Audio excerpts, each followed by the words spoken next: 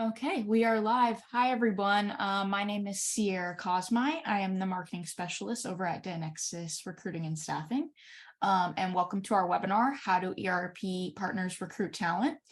If you guys have any questions, please leave them in the chat below, and we will do that in probably the last 10 to 15 minutes of the presentation. And I'm going to turn it over to Julian Schrenzel. He is the CEO and owner of Dynexus Recruiting and Staffing. So take it away. Thank you, Sarah. Thanks, Sarah. Hello, everybody. Welcome to our next webinar series called How do ERP Partners Recruit Talent? I'd like to make some introductions, but first, before I do that, the premise of this webinar. So we all know that there's a big problem in the industry, and the problem is talent, partners, having the talent they need at the time that they need it. And it's a painful problem in that it can cause a lot of partners to lose a lot of money and lose a lot of value when they can't get the people they need in order to thrive and grow. And of course, that goes right up the channel all the way to the publisher, who also is affected negatively by that. Today's conversation is around how do partners currently do it? What is their visions for how they would like to be doing it? What is their vision for what the publisher could or is or would be doing to help them get better at that? And in turn, also, what is the publisher doing right now from the publisher perspective? And how do they see channel partners doing it well or not doing it well? And what is their vision for the future of how perhaps the partners can empower the publishers to help the partners? So it's a conversation that has been ongoing and one that is definitely in demand. So I'm going to start by introducing our three panelists today. I'm going to start with Chris Carter. So Chris Carter is Senior Director for Partner Enablement and Services with Sage North America. He's been with Sage for 4 years. Previously, Chris has spent his career in a mix of industry and consulting roles, primarily focused on ERP and enterprise software development and deployment. He has been hiring technical and implementation talent for the last 25 years. Our next panelist is Eddie Solomon. Eddie has over 20 years of entrepreneurial experience in the technology and services industry. In 1996, Eddie co-founded with his brother Alex Net at Work, offering a service-oriented approach to IT and network support. As an owner of an emerging business, Eddie completely understands the value of executive-level involvement and its contribution to a project's ultimate success, from the earliest planning stages all the way through the completion and even beyond that. Our third panelist today is Paul Prickett. Paul Prickett has worked for Kensium for nearly 4 years, and for the last 2 years has been its CEO. As a transformational executive with 25 years of IT experience focused on infrastructure and 30 years of professional staff management, he has a history of helping high growth companies scale to new heights. He has a wide range of experience in the legal, venture capital, nonprofit, enterprise hardware, and technical services industries. But when he's not at work, he can usually be found with his wife at a Cubs game or scuba diving, which is awesome, Paul. I like scuba diving too. So welcome, panelists. Thank you for joining us today. Thank you. The way this is going to work today is I have 6 questions for you that we have come up with that we think are going to be relevant and interesting to the community. But as Sierra said in the beginning, we're going to open up the large portion of the latter part of this webinar to audience questions and answers. So please, audience, as you are watching this on LinkedIn, we encourage you to please post in the comments your questions for these panelists, and you can post at any time from right now all the way through the webinar. We're going to collate those questions and bring them to the panelists that they can give you their direct thoughts and answers to your questions. So once again, panelists, thank you again and welcome to this webinar series. Thank you. Thanks, Julian. Absolutely. First question, and this question is being addressed to all 3 panelists. I want to understand, what is your worst hiring experience of all time? Anybody can go first. Well, I can start. We have a unique situation in Kensium in the fact that we're an international company. So we have about 250 employees in India, and The standard in North America when you are leaving a job is 2 weeks, which means if you're hiring someone, once you extend the offer, you typically can expect them to join in 2 weeks. That is not the case in India. In India, it's 60 days, and in some cases, it's 90 days. And so from a fast-growing company's planning and strategic perspective, this becomes a big challenge because you basically have to have planned out roughly 90 to 120 days ahead of time if you need somebody. But then there's another twist to it as well, which is the India hiring culture or the employee culture is that if they decide they want to leave a company, they'll start interviewing. And as soon as they get an offer that's better than the offer that they have, they'll accept it.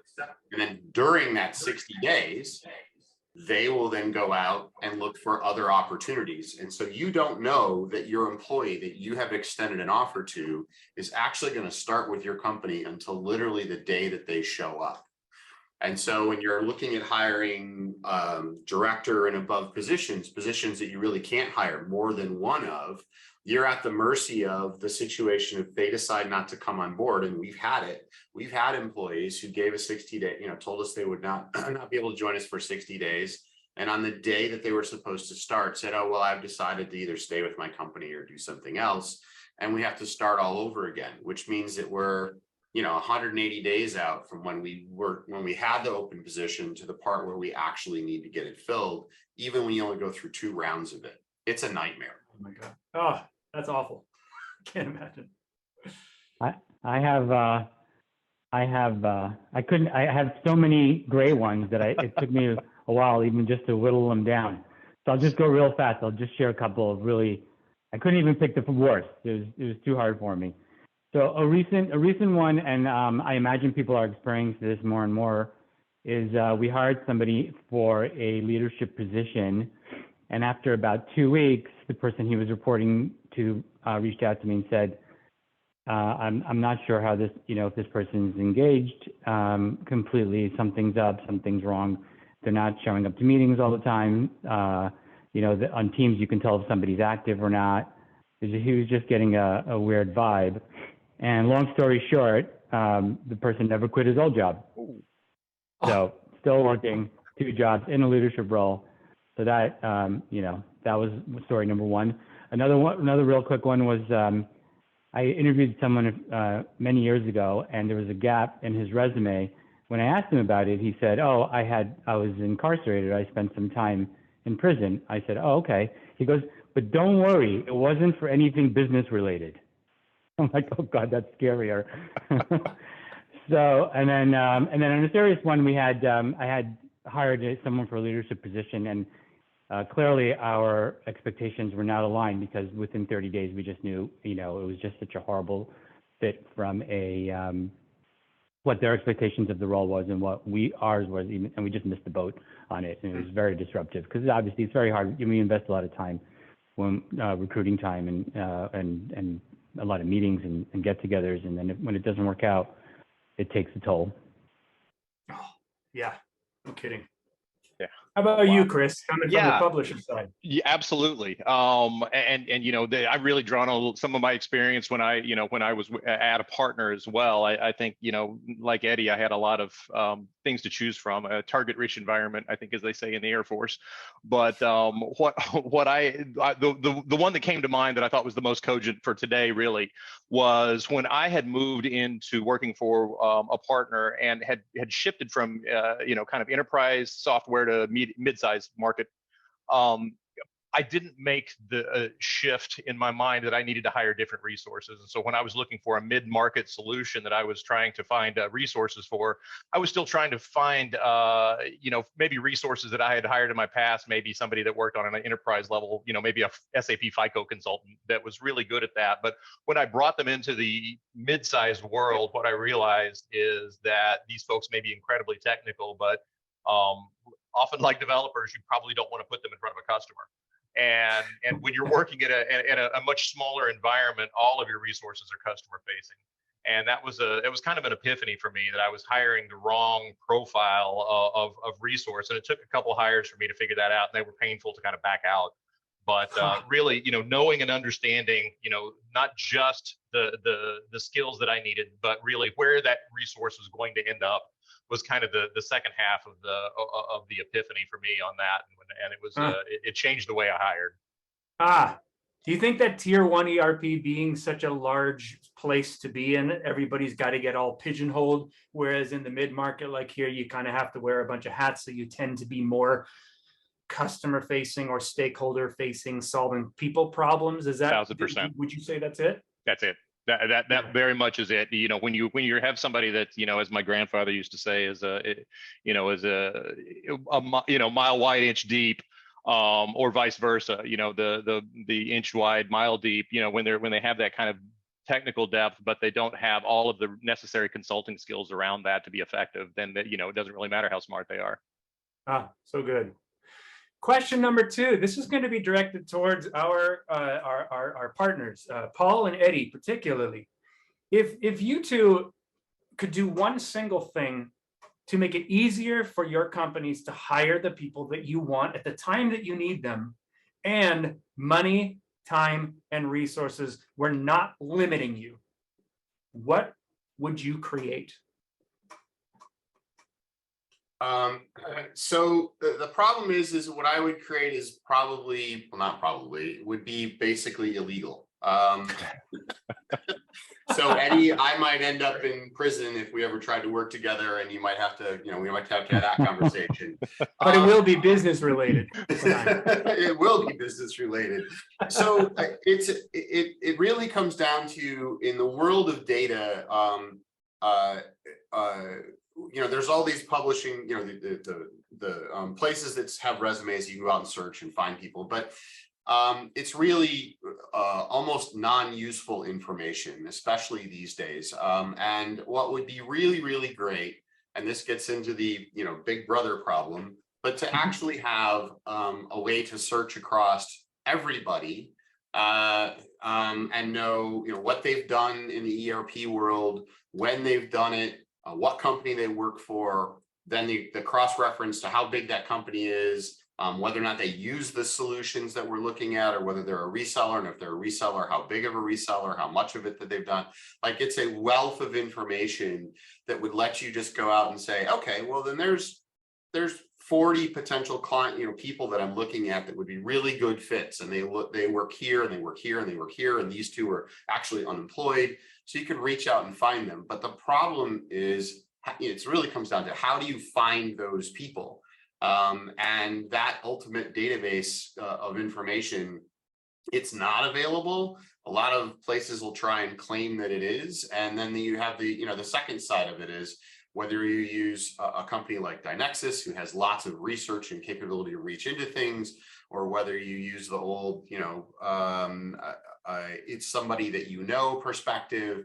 But all of those have a lot of shortfalls at the end of the day. So sure, it would be, it wouldn't probably be legal to do, but it would be really, really, really useful if we could figure out a way to take AI technology and really start producing this level of information.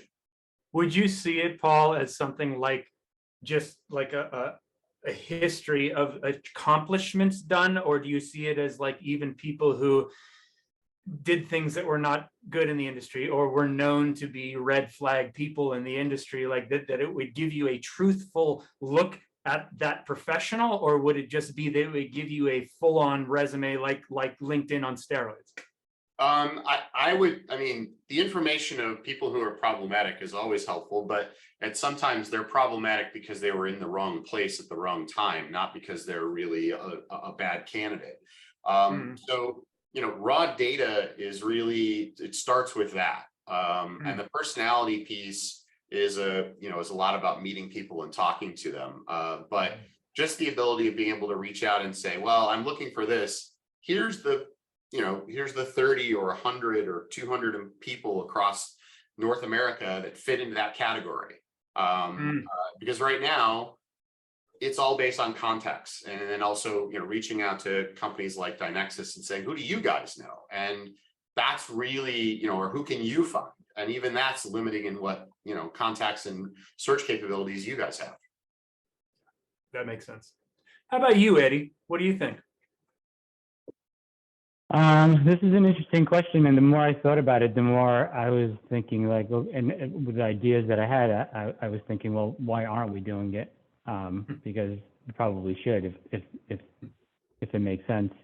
You know, it would be great if we had our own school that we could actually train individuals coming out of undergraduate, or even maybe not. Maybe, you know, we become their undergraduate education, and we teach them what it means to support a mid-market organization, what it means to implement a solution, to engage with the client in that level, give them all the skills that they can learn and marry them to their natural skills, to their soft skills, to really become of value to our organization. And the truth is, I don't think that that's not doable. I just think, you know, the way you phrase your question makes sense. You know, you want to have the money for it, the time, and you know, make it a priority.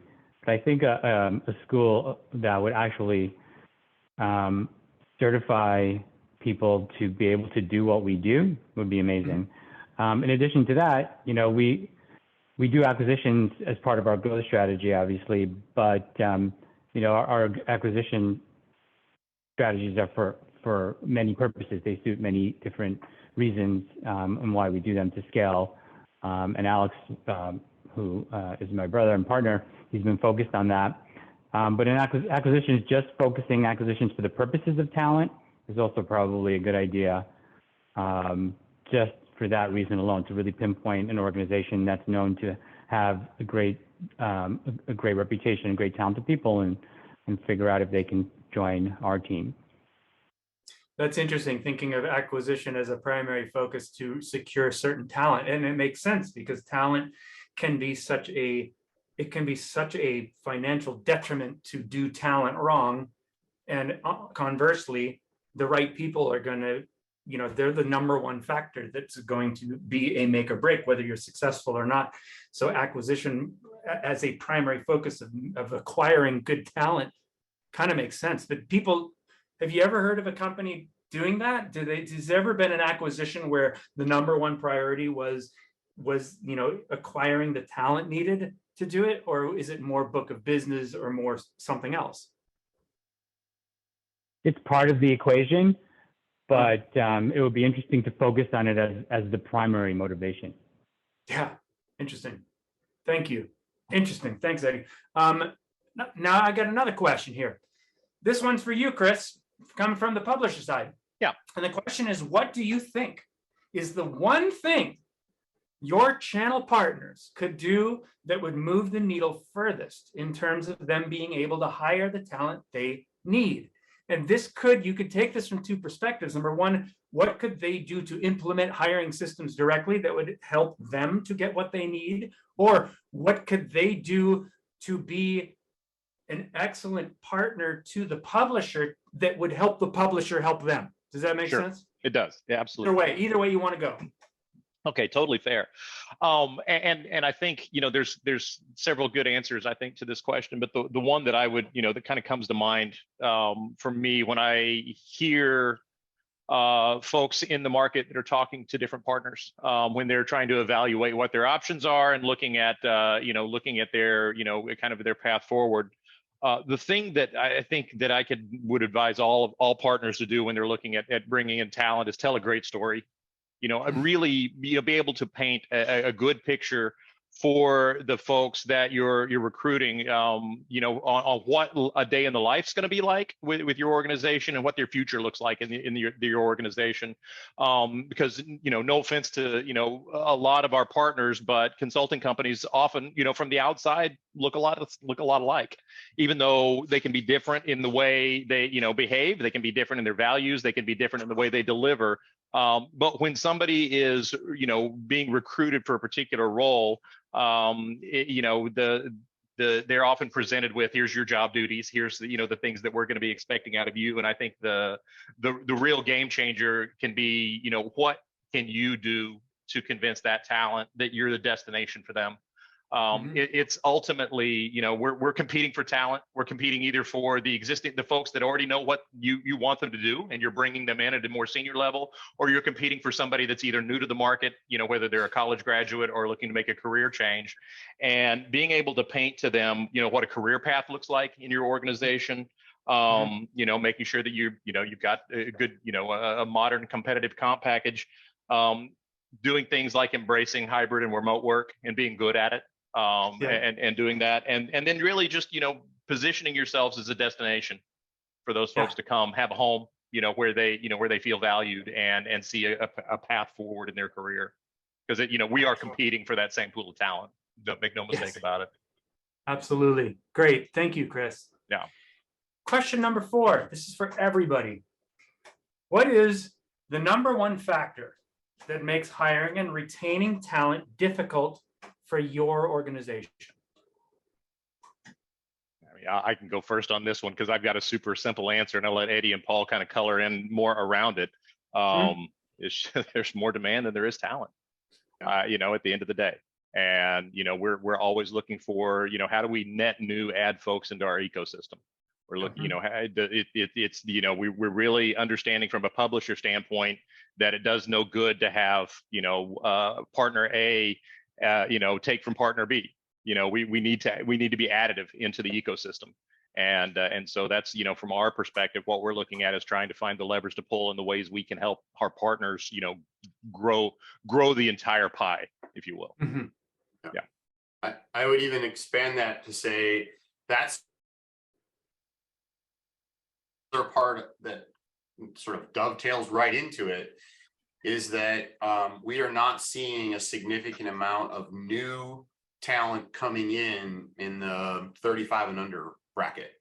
So we have a aging, skilled set of people doing the work, and almost no one filling the holes for those that are leaving or retiring, or the growth or the expansion. And that kind of comes back around to the, you know, the suggestion about schooling, and that's, you know, that's part of it. I think what we do isn't sexy enough for the younger generation, and I think we don't do a good job generally of laying out what a career path looks like. So anybody who gets involved may very quickly be like, well, you know, it's short attention span theater. That might be more interesting over there. I might make more money over there, so I'm going to go do that. I think what we do is super sexy, Paul. I don't know what you mean by that. I took it, you know, I totally agree with what you both said.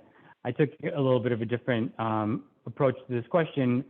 For us, as far as, of course, we want to figure out how to get more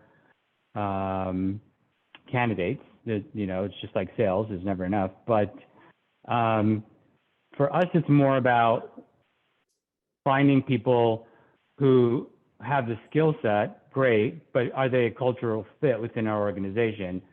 Much harder. You know, we use EOS and Traction EOS. Julie and I, we've discussed this in the past. It's just a methodology in the way that we align communication and accountabilities and KPIs, et cetera. It's all a bunch of processes.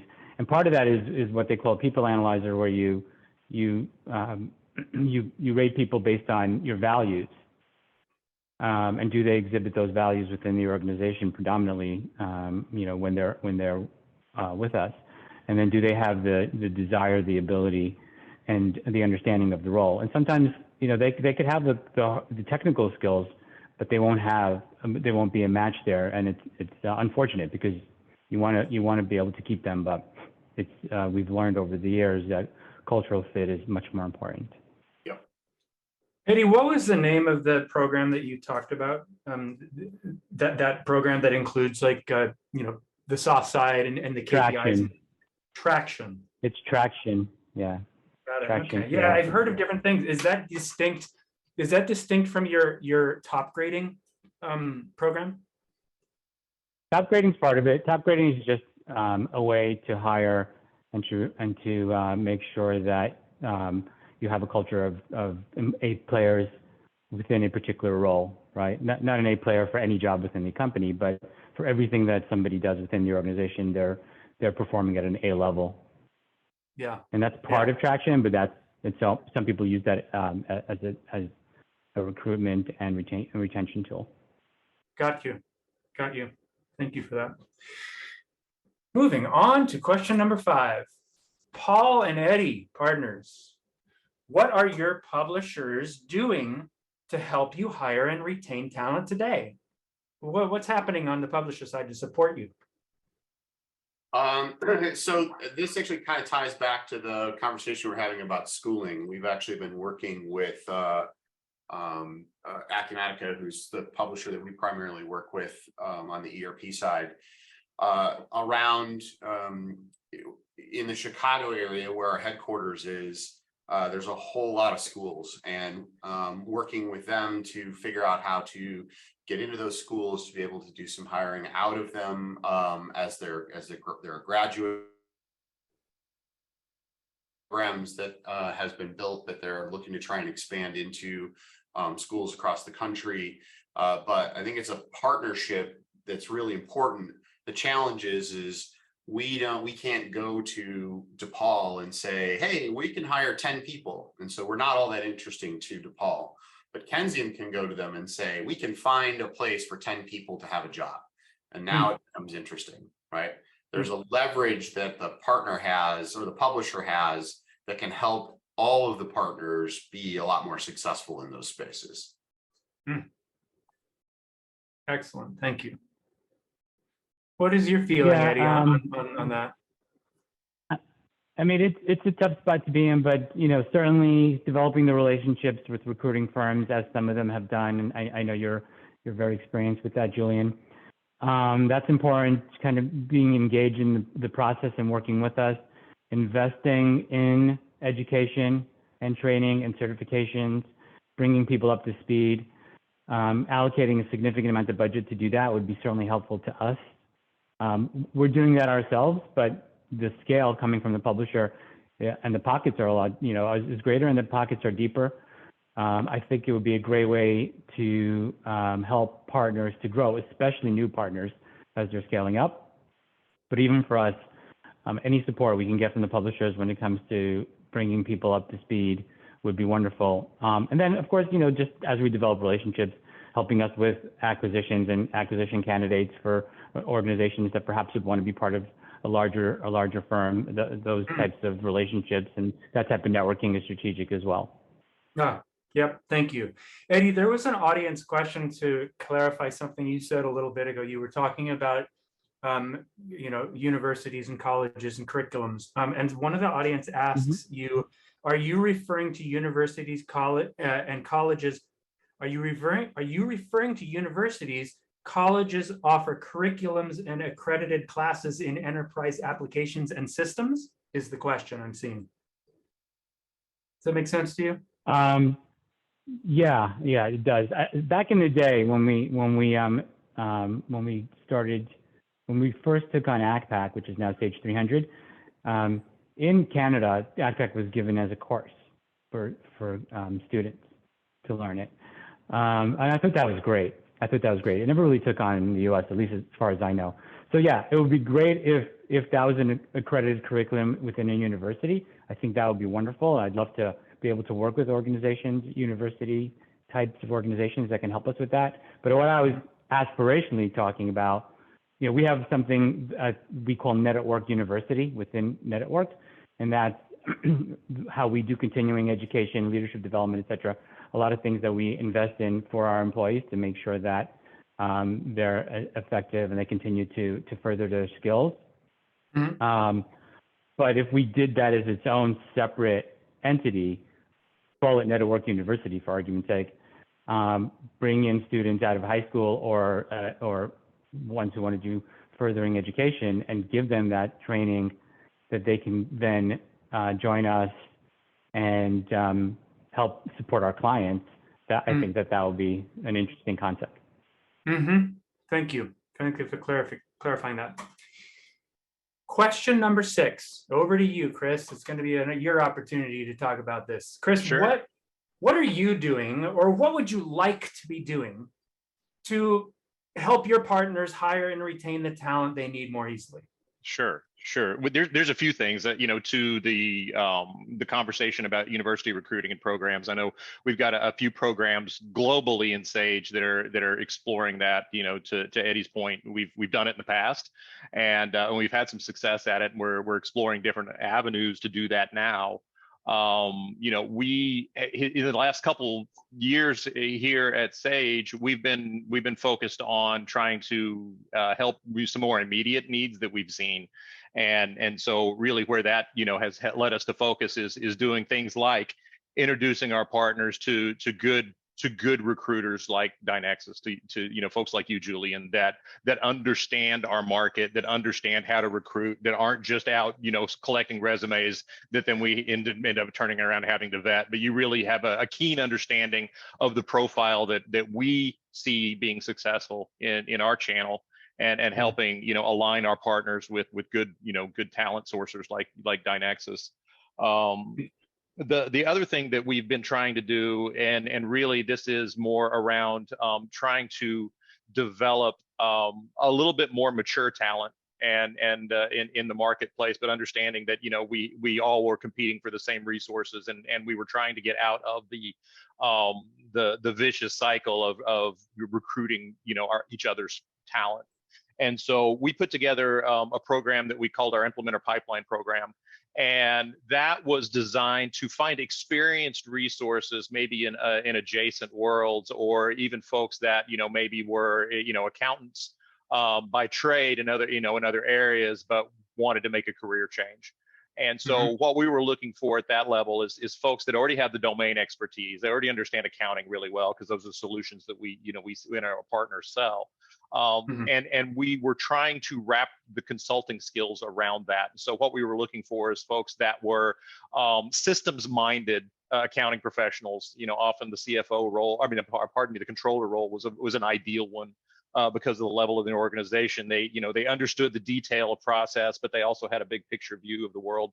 Finding folks that wanted to maybe get off of the month-end close cycle, and find a different way of working, and a different career.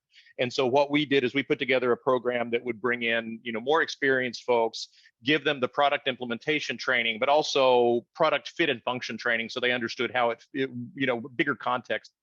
Understanding of the product, how it worked in the ecosystem, what it was going to look like from a customer standpoint, and then wrapping it all up with a soft skills training as well, to kind of give them the consulting nuances that our partners look for in individuals. And so we built that program, and we've been running it we'll be coming up on 2 years towards the end of this year, and we've graduated 125 plus individuals out of that have been net new resources into our ecosystem.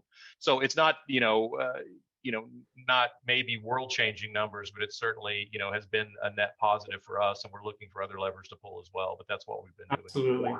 Absolutely. Good. Thank you, Chris. That's great. Yeah. We are going to move into audience questions and answers. So we have some questions queued right now, but before I begin on those, I'd like to ask you, audience, you are welcome. Please, anything you want to know, anything you want to hear from our panelists, please go ahead and put that into the chat on LinkedIn, into the comments, and Sierra will pick that up. But I'm going to start with a question that came in. I haven't even gotten to review it because I've been listening to what you guys have been saying, so I'm just going to ask it. Question from an audience member. In meeting other customers at Summit and other networking spaces, I feel that we have a gap between the VAR and how the customer uses Acumatica. Some companies can't have a full in-house ERP specialist, but still need help. Have partners or Acumatica considered that customers have a need for end user experts or ERP specialists that isn't being billed at full VAR rates? I'm not fully clear of the question there, but I wonder if Eddie, or it's probably obviously for you guys, Eddie yeah, I think I understand it. I can probably rephrase it in a different way. There are plenty of customers out there who don't have a wealth of Acumatica experience and also don't necessarily have enough headcount to be able to really have a super strong internal Acumatica personnel. So how do they supplement that? And how do you supplement it without going off and paying, doing it through your VAR at incredibly expensive rates for, what an implementation consultant would cost. So I think that's the question. And, that is being done. Kensium does it. I'm pretty sure Network does it as well, where we actually have a different set of resources available for full-time, part-time, lots of different ways that it can be supplemented at not full IC rates. But then you get to the next trick, which is this isn't a sale to come work, for someone as a customer to come to Kensium, because we don't want to steal other people's customers. The problem now becomes, how does the VAR community and be able to do that for everyone? Because if you're not as big of a VAR, you don't have those resources available. And if you're a customer who's using that VAR, then how do you leverage it? And that's tricky. Thank you, Paul. Yeah, that totally makes sense to me. I understand that. Eddie, do you guys do such a model yourselves? Yeah, so we have support plans that will allow our customers to get that expertise for Acumatica or other products without having to pay an hourly rate. There are support plans, customer experience plans. We even have a fractional CIO program to take it a whole nother level, where we become the CIO on a part-time basis for that organization and help them to invest in strategy and pace strategy investment to the growth of their business. So it goes from the help desk support to that support question, that the support need that this question was about, to really strategic level support. What I would suggest, though, if I may, is that when you have folks using an application within your organization, the important thing for them is to be an expert in what it is that their job is, right? If they're in accounts payable, they need to be the best accounts payable person. If they're in the warehouse, they need to be the best warehouse person. The tools that they're using, they should definitely invest. You should all invest in training so that they have the best ability to get the most out of the tool. But in and of itself, to have somebody that their whole job is Acumatica within an organization, or Intact, or whatever application you're talking about, is not necessarily as important as somebody who's great at their job and also has mastered that tool for what it is that it can do for them to make them better. That echoes truth. I get that. Yeah. Another question that came. I would add one thing to that, by the way, which is the trick to that is you need a VAR who can actually be your assistant and your subject matter expert for you, who's a partner in doing all of those things. And if you don't have a VAR that's doing that, then you're going to be in trouble in that circumstance. But with the right VAR who can really assist in your ongoing growth and offer ideas and suggestions and really partner with you, a lot of these problems kind of go away. Thank you. Another question from the audience. Have you ever lost candidates because the process took too long, or because there wasn't a clear plan for employee development in place? Yeah, I mean, go ahead. Go ahead, Paul. Yeah, to say 100%. Yeah. Sometimes you can't make it go fast enough. We've gone from 0 to hire in 3 days on rare occasions, but sometimes, even 7 days is too long. It just Yeah, depends. we've streamlined our hiring process as well, just to address those types of issues, because we understand, that if we find the right candidate, we need to, we need to be, on point about making sure that we're executing and getting them on board, or somebody else is gonna. Yeah. Thank you. Never happened. Yeah, go ahead, Eddie. No, you have an instant offer process. Automatic. Right. Before they even know they want the job, know who we are. No, of course that happens. I mean, too long is, what does too long mean, right? I mean, it depends for the level of the position. Yeah. Sometimes too short is the problem. Yeah. Great point. Good point. Yeah. Good point. As another audience question came in for you, Chris, what were the biggest challenges for the accounting professionals who were being cross-trained in ERP systems consulting skills? Sure. The biggest challenges overall, I think we found with folks like that is there are areas where there's some technical complexity and depth in our product that does require, requires at least some dedicated studying, which is one of the reasons that when we talk to folks, I use the term systems minded, but that, there's really more to it than that.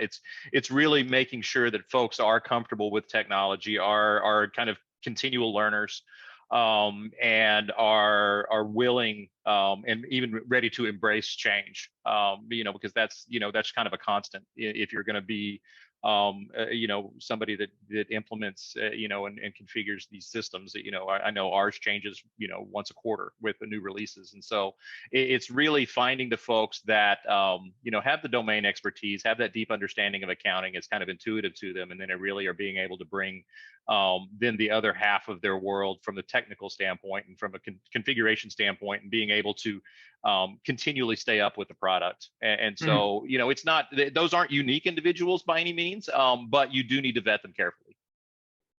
Good. I'm going to jump one of the questions to the front of the queue because it directly applies, Chris, to what you were saying. Someone asked, how do you differentiate between a functional consultant and a technical consultant who configures applications?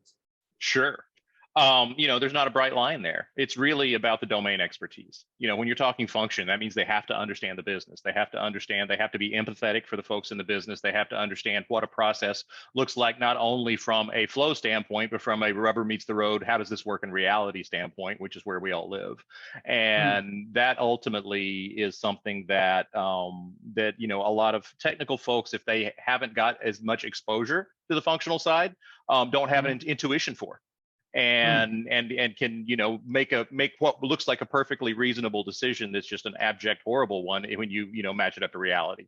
And functional folks that have done the job, lived in that world, have an intuition that the technical folks may not. Yeah. Do you, Eddie and Paul, do you guys feel the same, or is there anything you might add from your perspective to that? I think that's pretty dead on. I mean, functional is something that you learn over time by learning how businesses operate and how they really need to leverage things. Yeah. Nobody is going to graduate from college and be a functional consultant, right out of the gate. It's a thing you get as you learn more about how things really work. Got that. Yep. Okay, perfect. Here's one. What tips would any of you three offer your internal hiring managers, or do you offer your internal hiring managers in order that they can conduct great interviews that leave interviewees feeling like they want the job and they want to join your team, like they're excited? Well, one of the things that I do is I encourage the candidate to interview us, to spend a whole lot of time really understanding what this role is about, and in the way that we do it, and the type of organization we are.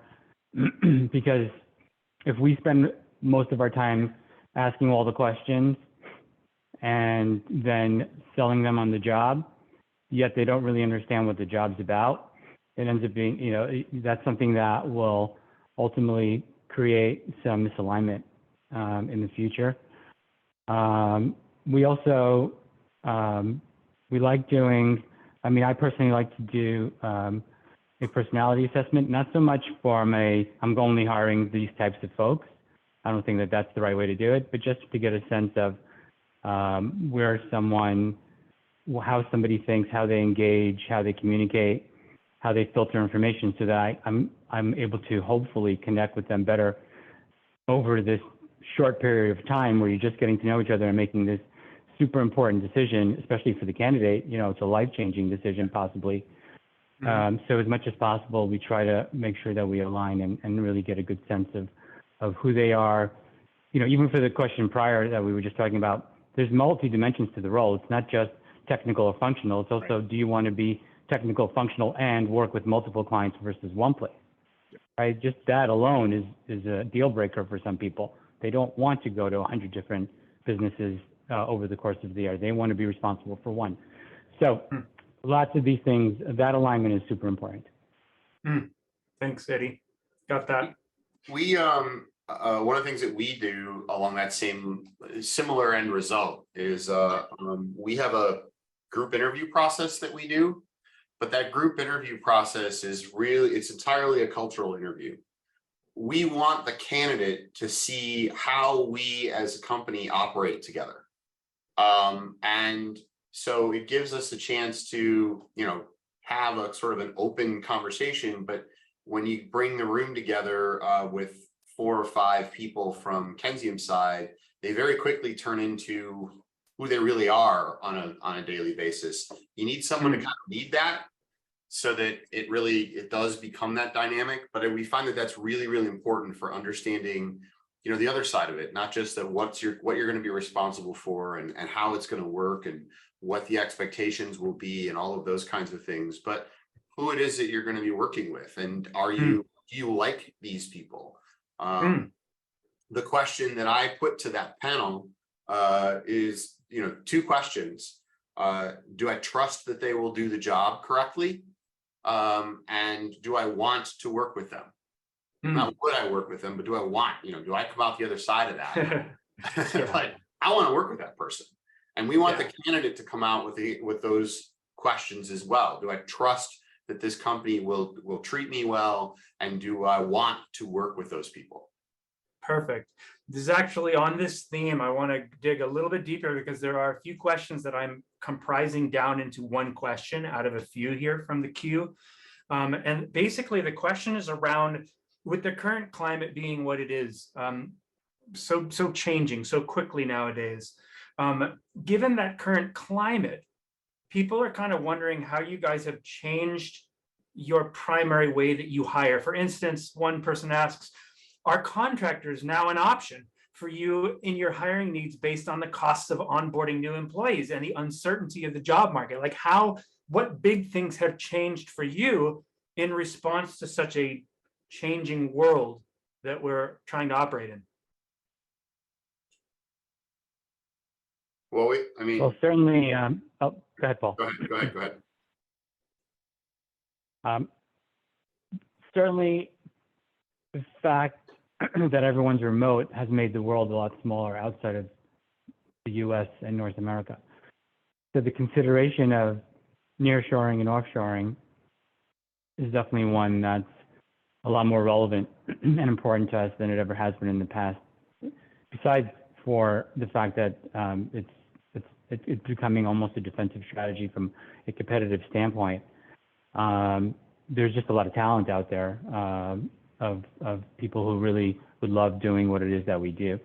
So that's a huge consideration. As far as contractors go, that's just, why not use a contractor? The only problem is, depending on the state that the contractor is in, that's either super easy or almost impossible. Right? Those things are just more legal and compliance types issues. Thank you, Eddie. Did you want to add anything, Paul, or I was going to say we definitely have sort of said it's open season. Whatever the rules used to be, because things are changing have changed so much and are continuing to quickly change. Whatever was a hard and fast rule 6 months ago needs to be revisited every 6 months. Well, if you're not using contractors every 6 months, you should ask yourself why. And, is that really a reasonable decision? If you're only hiring local, why? Is that a reasonable decision? If you're only hiring in the United States, why? Is that a reasonable decision? You have to constantly be, if you're not asking yourself constantly what you need to change, you're never going to keep up with change. No, that's a good point. Question everything. Wonderful. Another question here. Chris, question for you. Is there a way you were able to identify someone who has who is systems minded versus technologically savvy, meaning some types of backgrounds, hobby or experience? I'm not quite sure the question there, but Chris, does that give you something? Yeah, it does. It does. Sure. And, I mean, really, it's finding aspects of things that people have done previously in their career that can give you kind of an indication that they're comfortable with systems, that they're not afraid of technology. It doesn't have to be that they're, necessarily, to the point of hobbyists at home where they're, setting up servers at home and doing things like that, although I've seen folks like that as well. But it's really more about demonstrating that they have a tendency to use technology to solve problems, and can demonstrate it. And so it doesn't have to be they don't have to be programmers, and certainly or anything like that. But it's really much more about the tendency to look at technology as a lever to pull, and they've had experience doing it in the past. That's somehow demonstrable, and a lot of that just comes out in conversation when you're talking to folks and talking to them about their experience and talking to them about the role that you're presenting in front of them, and laying out kind of the duties and aspects of the role. You find out a lot just in the conversations and when people start sharing either what they've done or what they're looking forward to do. Thank you very much, Chris. Here's another question from William.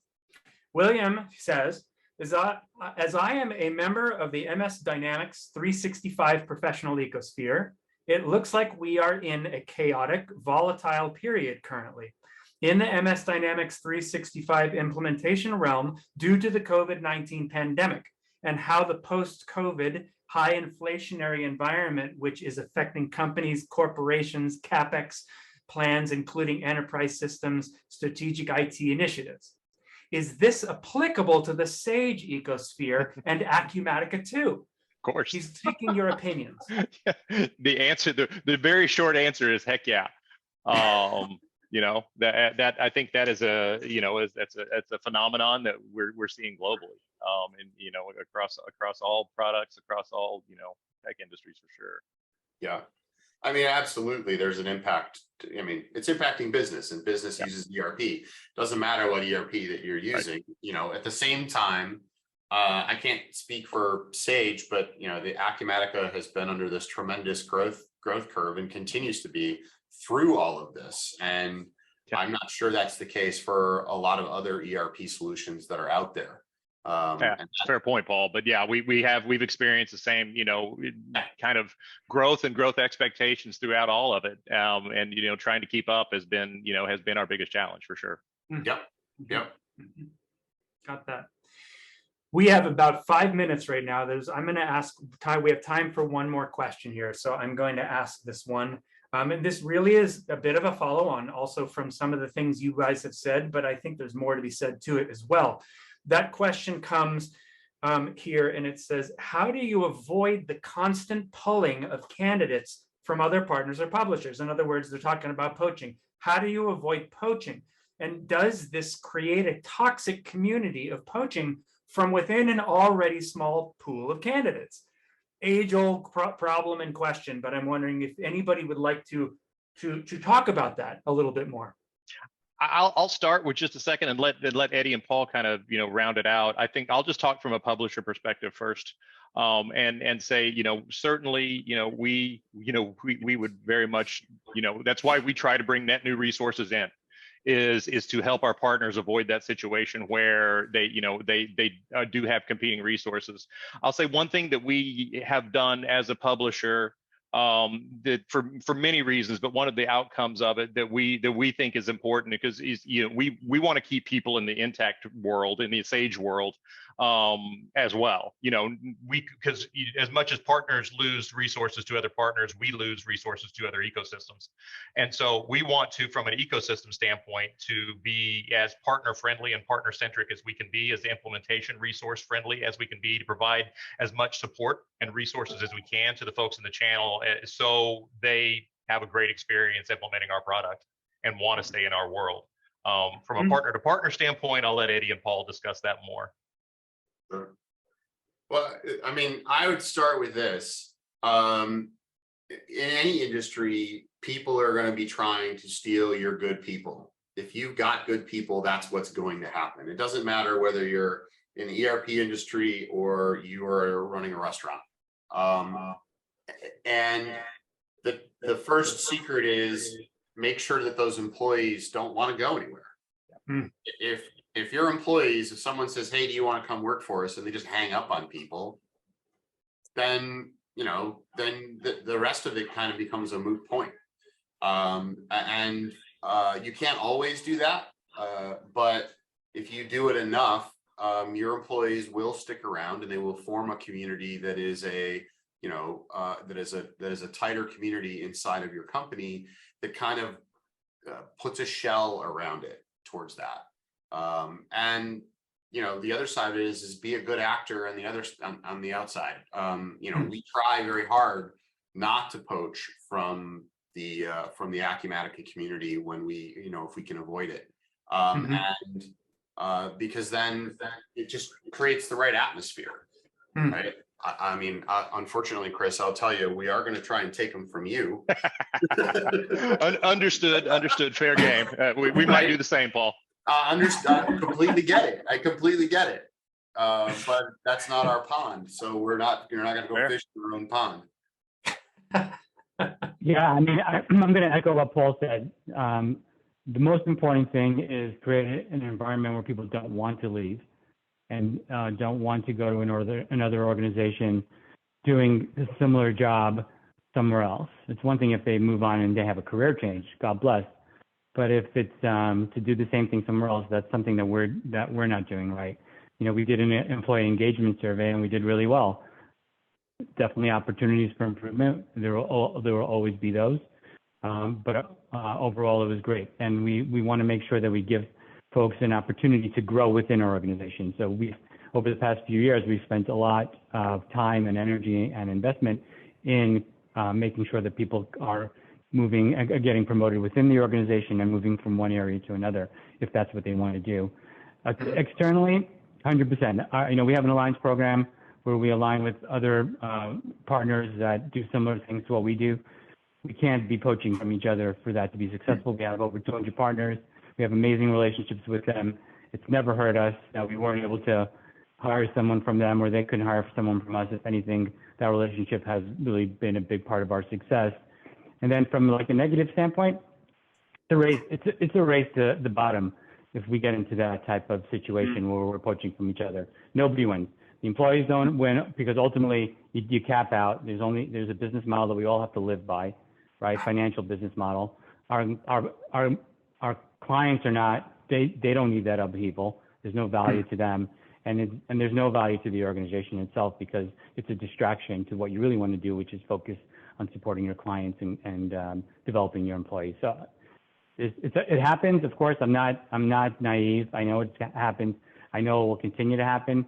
But both internally and externally, there's more reasons for it not to happen than why it should. Eddie Solomon, Net at Work, Paul Prickett, Kensium Solutions, Chris Carter, Sage, North America. Thank you three for joining us today. It was a very informative conversation. Really thanks for having us. Yeah, thanks, Julian. Absolutely. Everybody, thanks for joining us. Look forward to seeing you soon. And thank you very much and have a wonderful day.